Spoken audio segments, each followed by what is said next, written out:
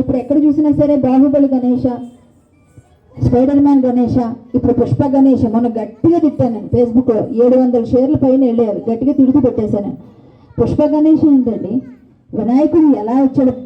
అమ్మ చేతిలో పసుపు ముద్దగా ఆయన తయారైతే అవతరించినావా దేవా, అమ్మ చేతిలో పసుపు అంటే పిండి బొమ్మగా అవతరించినాదేవా అని పాడతారు. ఆది గణాధిపతే ఆనందమూర్తి అని. ఆయన ఆనందంగా వస్తాడు, మనం ఆనందంగా పంపించాలి కూడా, ఆనందంగా తీసుకురావాలి. ఆ పసుపు ముద్దతో చేసిన గణపతిని ప్రాణప్రతిష్ఠ చేసి మనందరికీ వినాయకుడిని విఘ్నాలకన్నిటికీ అధినాయకుడిగా చేస్తే విఘ్నాలు జరగకుండా మనందరినీ కాపాడే వినాయకుడిని మనం ఎంత ముద్దుగా పంపించాలి, ఎంత ఆనందంగా పంపించాలి, ఎంత భక్తితో ప్రపత్తులతో పూజించాలి. 21 భక్తులతో చక్కగా ఆయన్ని ఎంతగా పూజిస్తాం.